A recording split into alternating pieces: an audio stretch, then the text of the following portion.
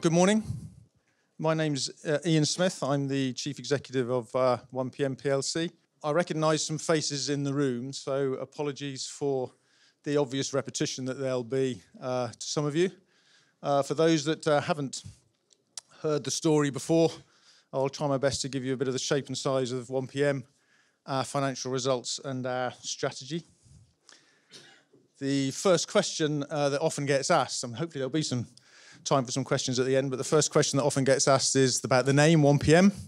It's derived from the phrase one payment monthly, which gives you a clue that we're a money lender. Some people say the second oldest profession. As a business, we're quite young. We were formed in the year 2000. We floated on AIM in 2006. In those days, the business was a subprime lender. After the financial crisis, the business converted to being a prime lender, and it's steadily grown since that time. I got involved in the business in 2014. I joined as non-exec chairman and saw an opportunity to expand the group quite significantly and to mitigate some of the inherent risks in the business.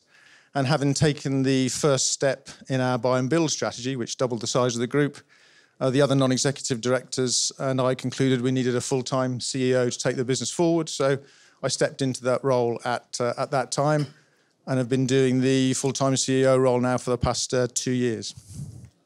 So I'll let you read the obligatory disclaimer at your leisure and just move straight into who we are. We've done some internal and some external market survey work, and we're seen as flexible, fair, trusted, and providing personal service. And we're pleased with that description. We're pleased to be thought of that way. 1PM is not a bank. We have no plans to become a bank, and we're not taking in retail deposits. And the products that we provide have been around for decades, so it's a bit bizarre that we should be badged as an alternative finance provider, but that's indeed what we are, and we're happy to be in that category. The two next bullet points are the key points to remember. If you remember nothing else from this presentation, then the next 2 points are important. We are a hybrid. We operate a hybrid model. And what we mean by that is that we fund business on our own balance sheet. We have the flexibility to provide credit on our own balance sheet. And we also broke on to other lenders. The reason that's important is it helps us manage the cycles in the lending market. Being able to broke on enables us to generate immediate cash and profit commission. Putting business on our own balance sheet allows us to take a longer term view and to generate more profit. Clearly, we generate more profit from balance sheet lending, but it's important to be able to have the flexibility to raise profits and cash too. And the second point is that any lending that you see on our balance sheet is to UK SMEs. So we're fundamentally a lender to business. Any consumer finance business that we are introduced to, we broke on to other lenders. And we believe we're providing the full range of finance products to UK SMEs. And given that flexible, fair, trusted and personal approach, we're able to tailor financing needs, products to the needs of our customers. And we believe we're relatively unique in being able to do that. So moving on to provide you with a graphic, a picture of what we do. As you probably know, UK SMEs really are just interested in cash. To some extent, they don't mind whether it's asset finance, invoice finance, loan finance or vehicle finance, and we're able to provide the appropriate product for their needs. And as I say, we're able to put that on our own balance sheet if we want to take the credit risk ourselves or to broker it on for commission. And you can see in the picture there, hopefully you can see that, the range of products that we're able to either provide on our balance sheet or to arrange through other funders. We're organised ourselves into 3 operating divisions. So reading across the top, asset finance and vehicles broking, property-backed and personal guarantee-backed loans, and invoice finance. And just to focus on the red text, the numbers in the boxes there, the annualised value of lease deals that we're currently writing is 92.5 million. For loans, we're writing around 25.5 million, and for invoice finance facilities, just over 11 million pounds per annum. And in terms of the value that's on our own balance sheet, that's the amount of those deals that we put on our own balance sheet plus the live deals from earlier years. Our own book in leasing is 84.5 million. Own book in loans is 16.3, and in invoice finance is 35 million. So around 130 million of balance sheet lending at this point. And all the logos that you see at the bottom there are the various companies that we've acquired during our buy and build phase over the last 3 years. 1PM Finance being the original company in the group. And to try and bring this to a bit more life, I'll introduce you to some the kind of deals that we do. So 1PM and Academy are into soft asset finance. And by soft assets, we mean assets that don't have a significant residual value after a period of use. So something as simple as tables and chairs for restaurants. I mean, they're business critical assets for a restaurant and they have a cost, but clearly they don't have much of a value after a period of use. That's soft asset lending. And the complexion of 1PM's portfolio is quite high street in terms of its lending. So we're providing equipment for coffee shops, for restaurants, for hairdressers, beauty salons, car garages, sports equipment for gyms. What I refer to as sort of staple diet businesses. We all go out and buy our sandwiches, buy our coffees, get our hair cut, MOT our cars. These are staple diet businesses that have all been very resilient through various economic cycles, as evidenced by our low bad debt write-off rates, which I'll come to in a moment. So it's proven to be a very successful area of lending for us, and it is the engine room of the UK economy. We do some slightly more upmarket stuff, as you can see from the second example there. Urban Retreats is furniture in a private salon in Harrods. So it's not all high street lending. But what we're not doing is providing a lot of finance to, for example, Michelin star restaurants where the discretionary spend might be reduced in difficult economic times. Academy Leasing, all its business comes from suppliers, manufacturers and distributors, whereas 1PM's all comes from brokers. So Academy is able to put deals on its own balance sheet and to broker on. So it's both a funder and a broker. And therefore, their business is slightly larger. And the examples I've shown you here, Hearts Football Club, £300,000 worth of business. About £50,000 of that would have gone on to Academy's balance sheet. The rest would have been broked on to the likes of Investec or Macquarie and Close Brothers, etc. Academy Leasing is also where we have our vehicles brokerage. They do about 1,000 new vehicles for business per annum. So that would be like commercial vehicles for companies. And Academy recently have acquired a company called Car Finance to You, which is our sort of first foray into some consumer car finance business, where they're doing used cars. And in this case, it's near prime or prime lending. And again, we take a commission. So we like the car finance business. We like new vehicles. We like used vehicles, but we don't put any residual value on our own balance sheet. We purely broker them onto other funders and take a commission. Bradgate, the other company in our leasing division, is hard asset lending. And by hard assets, we mean those assets that do have a residual value or a second-hand value after a period of use. And what Bradgate like are anything to do with yellow plant, diggers, trucks, recycling equipment, quarry equipment. And their average deal size is larger. So they will be doing deals, as exampled here, about £350,000 for a shredder that would go onto a quarry. They'll probably take about £50,000 onto our own balance sheet, and the rest would be broked onto other lenders. So again, using that funding and broking model. So average deal size at 1PM is less than £10,000. Average deal size at Bradgate is about £60,000 to £70,000. And it's important to have the spread across many very different industry sectors when you're lending to the space in the SME market. Carrying on with our further examples in the other divisions. So in our loans division, again, broking and lending. The type of broking that we do in the loans division is an example here, a second charge mortgage, where in this case we've broked on to Optimum Credits and taken a commission for doing that deal. Most of our business in the loans division is broked on. In terms of our own book lending, we call it special situation lending, special situation flexible lending. So in this case, we had an invoice finance client, had some cash flow difficulties due to a particular delayed contract. We were able to provide a loan for working capital purposes secured on the private asset. In this case, happened to be an aircraft of one of the directors, and obviously we took a marine mortgage and a personal guarantee. So it's that kind of flexible lending that we can do for our clients in our loans division. And in our invoice finance division, what we're doing in invoice finance in terms of underwriting invoice finance, you're not only looking at your client, but also your client's customers and providing them an advance on the basis of their customers' invoices. And the kind of deal we like to do at Positive Cash Flow in Manchester is to get involved in corporate finance type transactions. So in this case, it was a management buy-in where we're able to provide a confidential invoice finance discounting facility and provide a loan to get that particular deal over the line. And then we're very pleased with transactions such as the one at Generate Finance, where this is a sweet spot client for us, an established, mature and profitable furniture company, 12 million turnover. We provide a £500,000 financing facility. And in this case, we won the business in competition with some of the major banks. And even though we were more expensive, we'd won it through our personal service and through our flexibility and the relationship with the client. So that's precisely the kind of deal that we like to do. So hopefully that gives you a flavour of the deals that we're doing on a day-to-day basis. So it's asset finance, vehicles finance, loans, and invoice finance. I won't dwell on this for long, but just to give you a picture of how we got here. I mean, an important point is that 1PM, the original company in the group, was just a funder and just broker introduced business. We've now spread that across many different asset classes, and we've introduced adjacent products with loans and invoice finance.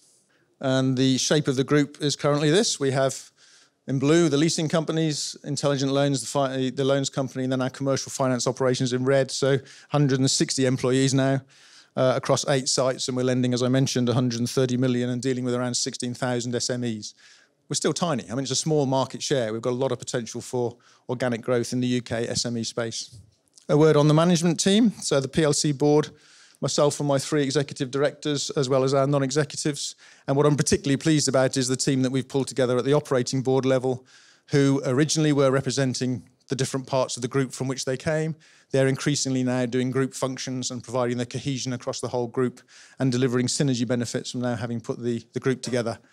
And our most recent recruit, Jen Bodie, our group compliance and governance manager, spent 17 years with the FCA, so she's just come over to the right side and joined us and keeps us on our toes from a compliance and governance perspective. All of our lending companies are FCA accredited, and some of the business that we write is directly regulated business, so we have to comply, and we do comply with FCA guidelines, of course. And then a quick slide on the ownership of the business. Lombard ODA are our largest institutional shareholder. They have 22% of the business. That's Jamie Brooke, who used to be at Henderson's, and they were the first institutional investor that came in 2012 and have supported every placing ever since. Ron Russell, who's a non-executive director on the board, has 12%. And then Mike Nolan is the other largest independent individual shareholder. He's a director on the board who took a good proportion of his sale consideration when he sold Academy Leasing to the group in the form of equity, so he's got 6%. So 40% of the shares are held in the hands of 3 parties, which is both a good thing in terms of support for anything that we want to do strategically, also potentially a negative thing if the shareholders don't support us. But I must say that we've had and enjoyed full support from our shareholder base for all the acquisition activity we've been doing over the last 3 years. External to the group, obviously there's competition. I just wanted to touch on that very briefly. So we are one of very, very few businesses that are of scale in small ticket lending. We do see competition, however, from the various categories that are set out here. The high street banks do lend to SMEs, but they tend to be to the larger SMEs. We have a multifaceted relationship with challenger banks. We borrow money from them, we broke business into them, and we also compete with them at the fringes. And we're talking Aldermore, Investec, Hampshire Trust, etc. Equally with the alternative finance platforms are growing, although the rate of growth has slowed recently. If we, for example, had a £200,000 loan opportunity, we'd probably broke that onto Funding Circle. It'd be too big for our credit appetite. So again, we broke business to these guys as well as competing with them. There are some very good quoted companies that we compete with in certain categories of asset lending, so private and commercial finance, bank, etc. And a myriad of private companies. Our main competitor in the private company space is Quantum Finance, which is part of Investec, and there are a number of regional players. So a number of competitors out there, but the important thing is the table at the bottom of the slide, where quite genuinely we believe that with the flexibility and the speed of service and the personal approach that we offer, now combining that with the range of products that we have and that we've put together over the last 3 years, gives us a competitive edge over others in the market. And against that competition, we've been able to deliver strong results. So the graph shows the revenue and profit from 2014 to 2017, May year end. And our last published results for the 6 months only, first half of this financial year to 30th of November 2018 is the right-hand bar. We are 5 weeks away from our year end, the 31st of May. If you look at the red text in the bottom left corner there, Senkos, our Nomad, their market guidance for this year is 29.4 million of revenue and 7.8 million of pre-tax profit. We've had no cause to update the markets to that guidance, so you can read into that we're on track to achieve those numbers, which will be a very significant increase on last year. So very pleased with being able to deliver the results that we said we would.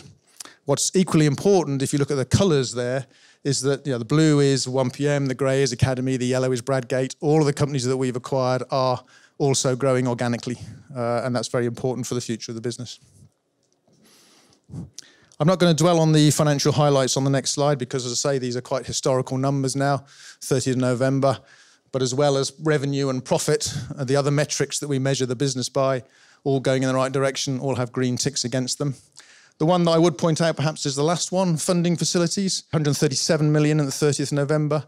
You may have seen a couple of announcements recently where we've shown that we've increased the level of borrowing from our existing funders. And we also announced a 35 million facility from British Business Bank. So we now have 160 million of facilities at our disposal, which provides us with the firepower for our growth over the next couple of years. Just going to drill down into a little bit more detail in terms of the divisions, starting with the funding facilities. So you can see, if you look at asset finance and broking, first, 111 million of facilities with 61 million of headroom. That looks like a lot of headroom, but there are no non-utilisation fees in block finance, which is the form of financing instrument we use. So it's great to have that level of headroom. The blended average price, it should say, this is the amount of interest that our borrowers pay to us. Blended average is around 16%. And we borrow our money at 5%, so a good 11% margin. And typically they're over 3-year deals, and it's important to note that these are fixed interest deals. So once we've written a deal, it stays the same interest rate for 3 years, and once we've drawn down the money from our funders, it's the same interest rate.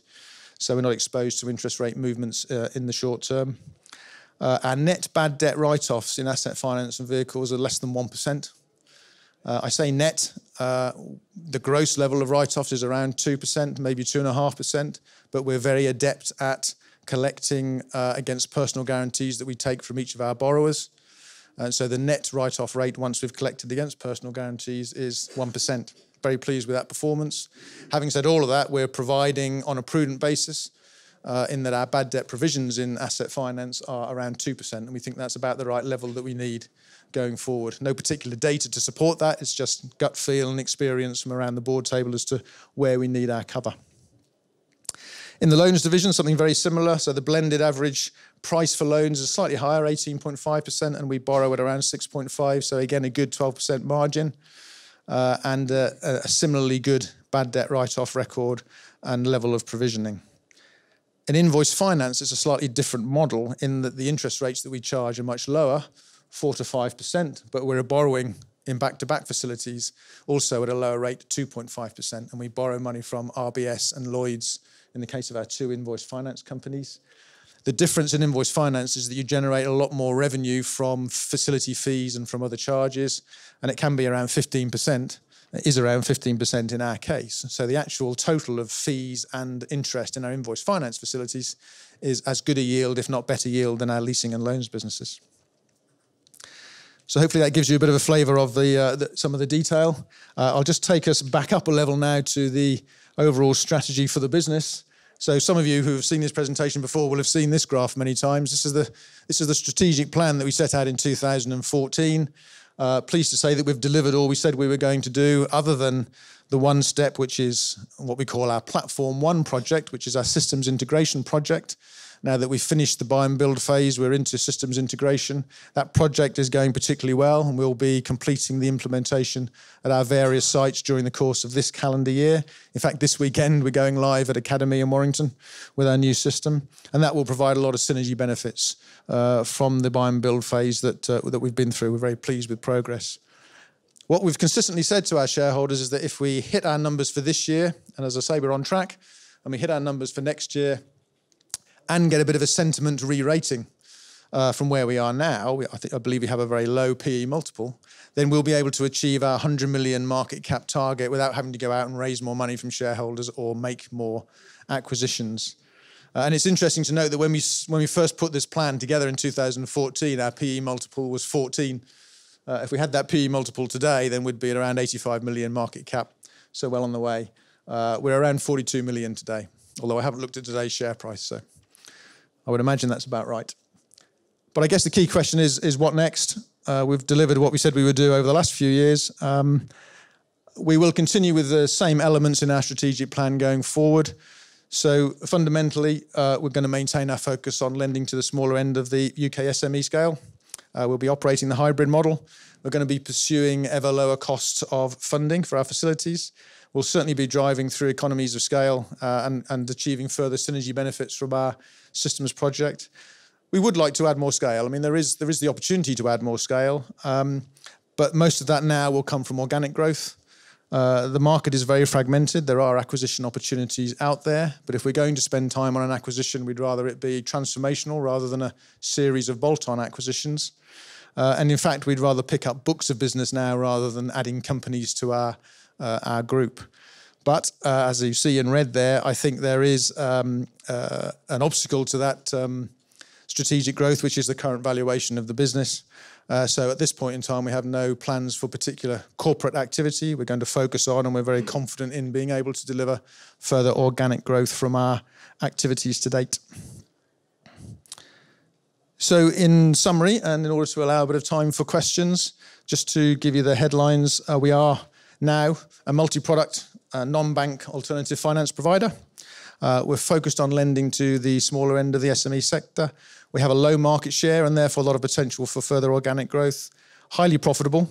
Our return on net assets is 13%. If you actually strip out goodwill, return on net tangible assets is 28% based on this year's market guidance numbers. Ample borrowing facilities to fuel our further growth. A very low impairments track record and I think a prudent level of provisions going forward. And we're paying a dividend. And with a progressive dividend policy, which hopefully we'll be able to provide some more details on as we announce our full year results this year. Hopefully that's helpful. Thank you for listening and happy to take some questions. Can you explain why sentiment is against your company at the moment? I wish I could. We've had a lot of discussions now with institutional shareholders, institutional non-shareholders around our board table, with advisors, and it is difficult to pin down why sentiment seems to be against us compared to some other companies that we're compared with. There are clearly some economic headwinds and some uncertainties out there, and I suspect we're a bit of a victim of that to some extent. People wonder, about the next turn in the economy. Is it going to be a negative downturn, and what's that going to do to our receivables? The response to that is the same and consistent in that we have a very wide spread of lending to various different sectors, very multiple deals at a low value, and I think a very cautious credit policy and a very prudent provisioning level. So I think we're well placed to be able to withstand those economic headwinds. One of the other points is that I think we've done a lot of work over the last 12 months to reach out to you guys, retail investors, and there has been an increase in activity in terms of buying our shares. But the institutions have taken the opportunity in some cases to sell down and take a bit of profit, which is a frustration, I have to say. So that's part of the reason as well. I think all we can do is continue to deliver our results, continue to execute the strategy, and then hopefully that will correct. But certainly I believe at this point we represent good value. I suppose my question is yes, you're paying a dividend, but you're not actually providing a very good dividend yield. And so, given that, what growth potential is there? So we regard ourselves as a capital growth stock rather than income stock. We think it's important to reward shareholders with a dividend, albeit a modest one. There are very strong arguments to say that being a lending business, we should keep our cash and invest it in leasing and loans because we can generate more profit from using that cash that way than paying a dividend. However, we are having discussions around the board table right now about whether we should do more in terms of the dividend to reward our shareholders. So we may be able to talk about that in the next few weeks. Ian, I'm not a particularly smart person, as you know, but you mentioned the quite attractive level of firepower that you have, and in the course of the last month, you've got the thick end of an extra 100 million from the British Business Bank and extra facilities. To me, that sounds a great positive, because that allows you more control of your own capital, but maybe you could elaborate on the benefits of that. It's precisely that. We need to be able to know that when we are going out and generating new business, whether it be business that we want to put on our own balance sheet or broke on, that we can make that choice without any limitations. So we need to be able to say, if customers need funding straight away, we say, well, the only way we can do that is to put that on our own balance sheet. We need to have the firepower to be able to write that business and execute. We've been in that fortunate position for a few years, but we feel that right now, with the organic growth that we see in the marketplace, particularly for Bradgate, which is where we're deploying the British Business Bank facility, we need to have that level of funding in place for the next 2 years, and that's really what the level of facility gives us. And as I mentioned before, it's block finance type facility. I don't know whether you're familiar with that, but it's the typical instrument in leasing. No non-utilisation fees, and the funding matches the profile of the underlying deals that we write. So we're able to write a 3-year lease which pays us back on a monthly basis. We're able to pay our funders back on a monthly basis. So it's sensible, matched funding, and therefore mitigates any timing risks. You can go after larger, better margin business. We can go after larger business. Certainly we can go after better margin business, because the cost of capital for British Business Bank is lower than we're currently incurring. So yeah, it does improve our margins. And that comes from economies of scale. It comes from being the size of the group that we are now. Is part of the reason for the poor sentiment the fact that you have such large exposure to soft assets? Possibly. The exposure is a lot less comparatively than it used to be, because of the spread into hard assets and the spread into other products. So I think that's less of an issue now than it might have been in the past. The reality is, though, that we're very adept in that space. So I mentioned before about taking personal guarantees and converting those personal guarantees into charging orders and recovering our money. So as long as that's a good part of our model, and historically it has been, we've got data that shows that for the last 7 years, that where deals do go bad and we have to pursue those personal guarantees and charging orders, that we recover 75% of the value that we originally lent. So provided investors understand and know that that's part of our model, I don't think that necessarily should be part of the negative sentiment. Thank you.